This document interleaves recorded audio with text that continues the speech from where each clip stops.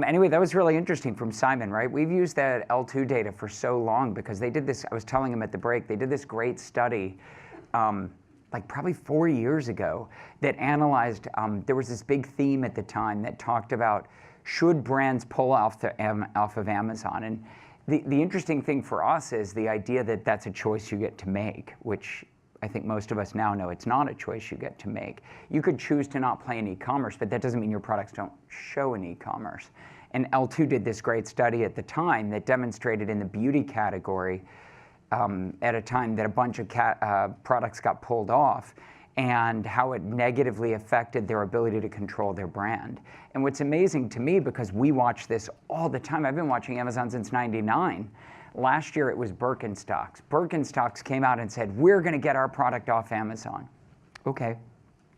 Does anyone know the name of the most common Birkenstock shoe or style?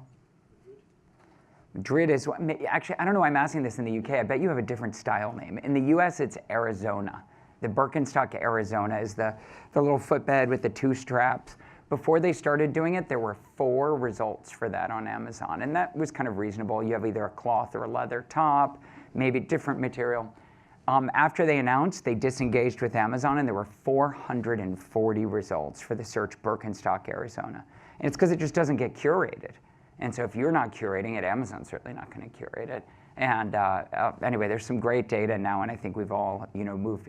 In a day where I'm surprised we've all moved past, I'm surprised that you still hear that brands are doing it.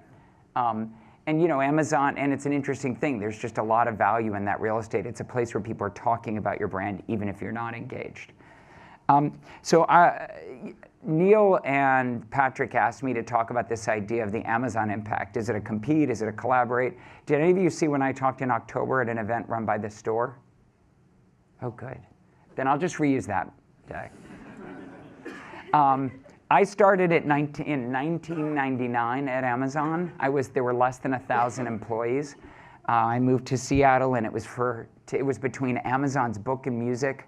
I think it was Amazon Books, or it was Washington Mutual. I had an analyst job. I was pretty young. And I think I made the right choice. Things seem to have worked out since Washington Mutual burned up in a fire implosion, basically, during the downturn. Again, I started Marketplace Ignition about 7 years ago. We were acquired last year as the first. I built it into the largest strategy consultancy for brand selling to or on Amazon.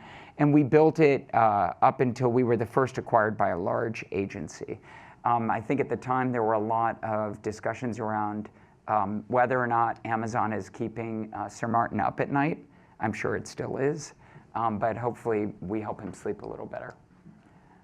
So the idea is this just an Amazon conversation? Well, sort of. I mean, that's my area of expertise.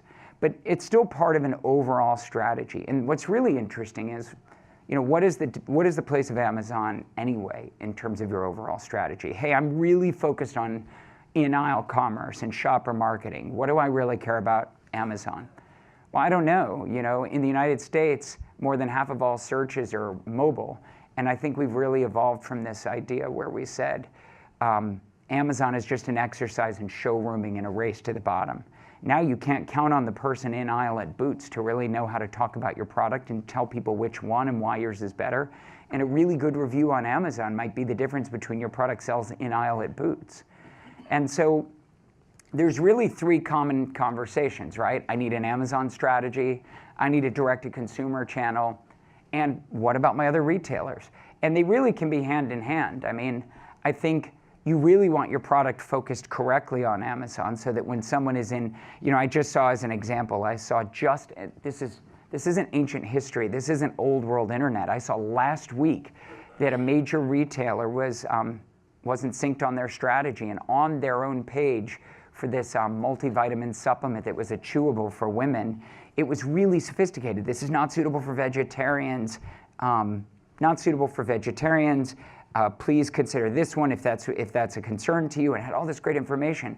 I went to the Amazon page, and a manufacturer representative, where someone said, what's in this? They said, this vitamin contains pork. Right? I mean, how many of you want a pork chewable for breakfast? right? That's sort of gross. But that's an amazing thing where you really need a consolidated strategy.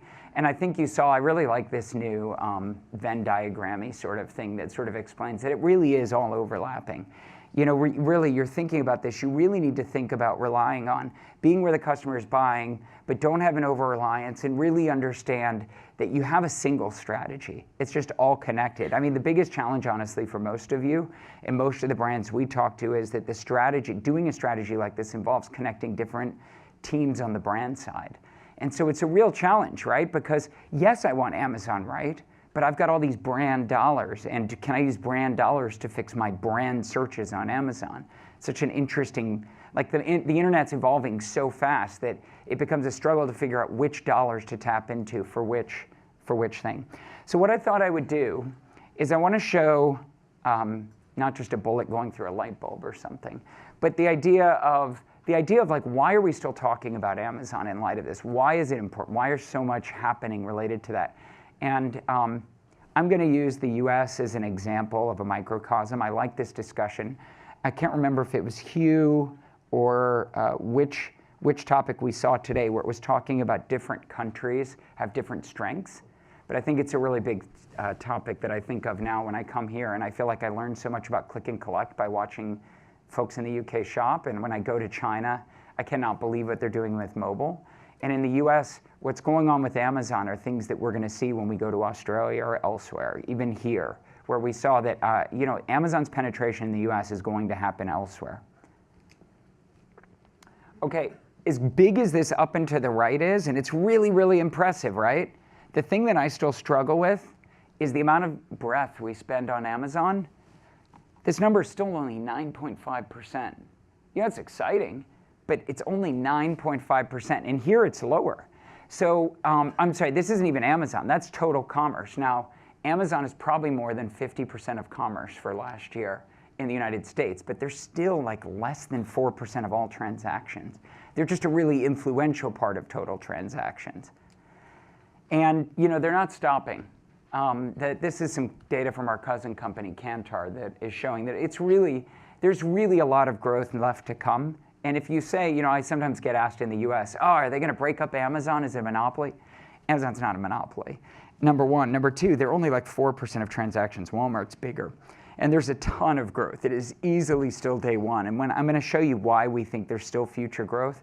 But we're still talking 63 million or so Prime subscribers. Even in this room, how many of you are Prime? Yeah. Now, you know, you could say, well, that's selection bias. Look at this room. We're all e-commerce people, right? So maybe, but I don't know. I mean, we all like getting things fast. We all have busy lives. We all want something to be, I mean, Amazon is scratching an itch. They are delivering things with very low friction. And those are things there are a lot of things we can as retailers do that can copy what they're doing and can also excel on why people are choosing their platform. Now, what's really interesting are these Prime members. Now, I don't know how many people think about Prime as a shipping program, but it has very little to do with shipping. Prime is a loyalty program, just the same as your Sky Miles, just the same as your frequent flyer, your hotel points. The only thing is, it's more sticky. In fact, it's like the craziest, stickiest loyalty program ever invented. And what's really interesting about this is the next slide. So I didn't see this data till like Q3 of last year. I could not believe it. So we all talk about, oh, Amazon's getting pretty penetrated, right? You looked in here. I should have asked, how many people are not Prime members in this crowd? Okay, so there's still a few. By the way, usually there's no hands. So fine, that's good news for my Amazon stock. But here's what's really interesting. As you become a Prime member, how many of you joined Prime this year? Are there any hands for people who joined this year? Like 4? Okay, I'm calling you out. So what's really interesting is that Amazon actually saturates you over 3 years. So in the first year, you're only 40% likely to shop Amazon anywhere else, but 52% after the second year, 60% after the third year. But you're also going to do this you're going to maybe shop some other sites less often, but you're going to buy a more wider assortment. So this is why we're talking about this. It's an important category, and they're continuing to what we call saturate this market. It's going to, and even where it isn't growing, one of the stats I would love for Kantar to add on this is use Amazon even when I'm in store. That would be an interesting stat.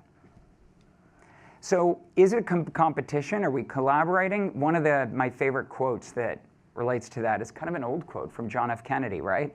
The Chinese use 2 brush strokes to write the word crisis. One stands for danger, the other's opportunity. In a crisis, be aware of the danger and recognize the opportunity. There's almost no quote I have found that I like as much for how to think about Amazon, right? Because it is a crisis, but it is also an opportunity. And I can't tell you, like, think about the example of the pork vitamin. Do we really want that showing? What is that going to do to us for someone in aisle? And that, by the way, that was the most common helpful review, but that means it's the most visible review. Okay, so how do you make it work? So don't show anyone, don't take any pictures, Patrick, don't send this out. This is our secret sauce. Okay, this is my entire team's secret sauce. If you take the picture, I won't have a company and Neil will yell at me.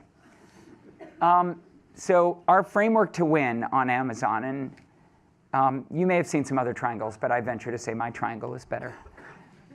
So you read this thing upside down, and is Mark Reed still in the room? No, good. Okay, so Mark runs Wonderman, was here earlier and did the introduction. Wonderman, and as most creative agencies, are really known for CRM or other things, but often focus up here, creative media optimization. And that's super important, both traditionally and now. It's just not where we focus. Because a really good media story and a really good narrative won't move product on Amazon if you haven't done everything else. And so my team, the people I'm more likely to hire, are people who are like Six Sigma black belts. We focus first on, do you have the right people on the team? And then the next focus is, what are you selling? What type of thing do you want to sell? How is it integrated on Amazon? Is it in stock? And is the supply chain set up correctly so the product is buyable? I don't know how many of you picked up on all of the people that talked about delivery, but it's really important. So a lot of people don't know, but the buy box on Amazon, that little thing when you hit click now, that little gold button is called the buy box. Who knows, if you ate dinner with me last night, don't answer. Who knows the thing that decides which seller's offer shows in that buy box? Who wants to guess what most likely will drive that? Come on, such a quiet room. What did you say? Prime delivery.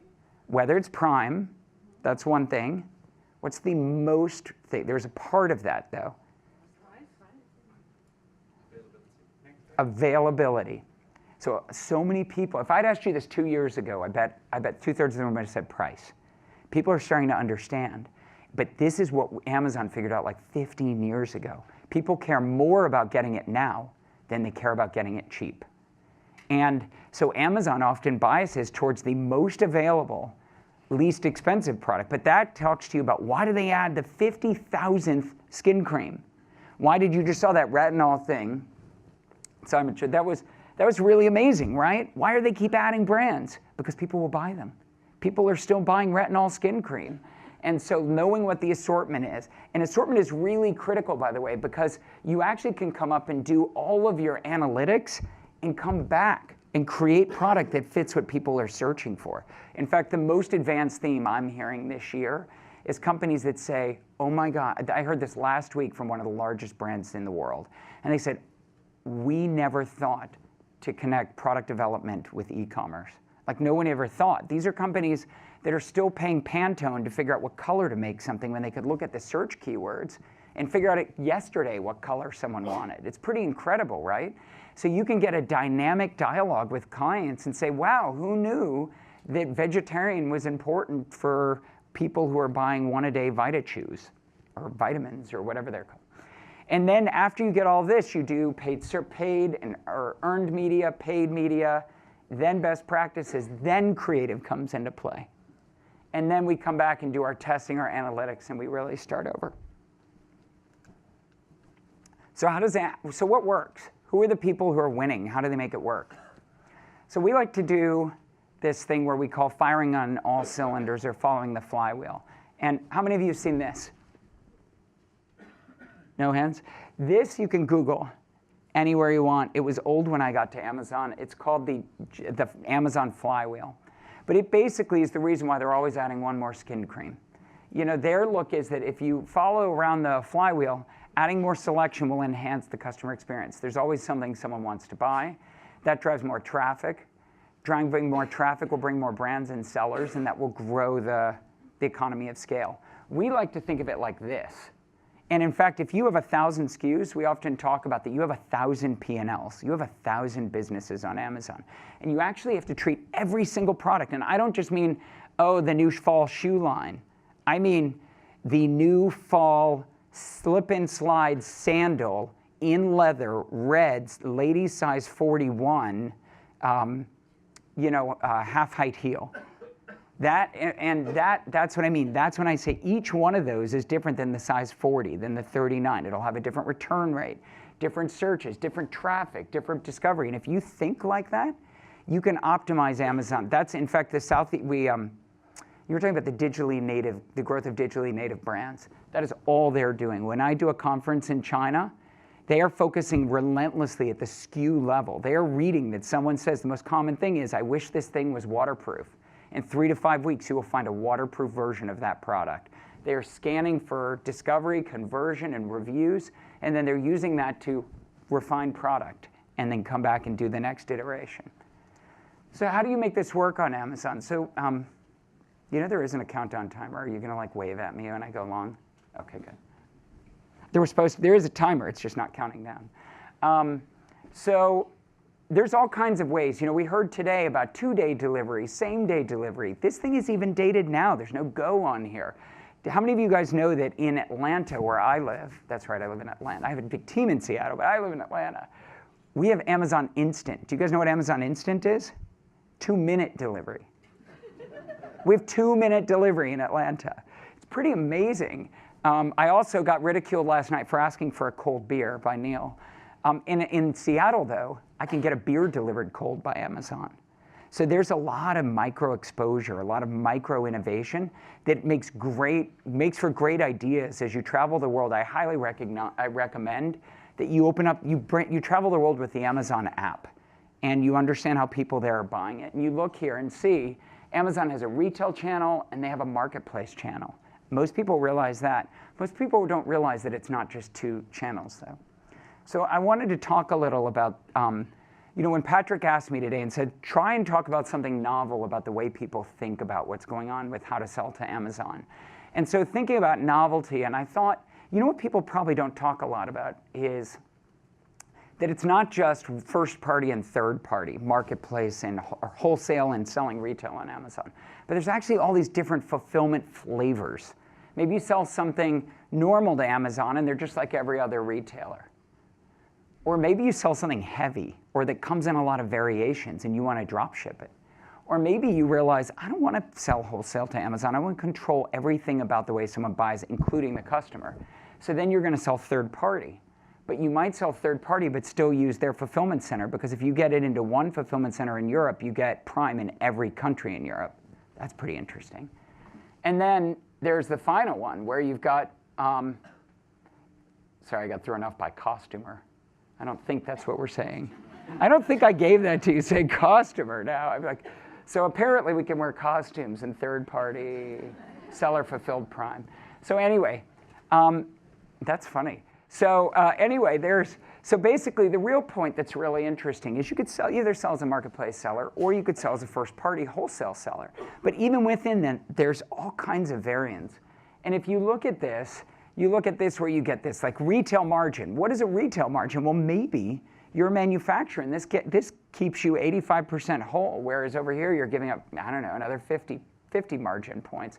But also on this side, instead of giving up you give up margin, but Amazon buys the product. You're not sitting on it in your warehouse. They're also motivated more to grow that business, and they get access to some exclusive merchandising opportunities that you wouldn't otherwise get. Things like Amazon Parent, or right now there's a really cool thing that I have not seen here yet called the Treasure Truck.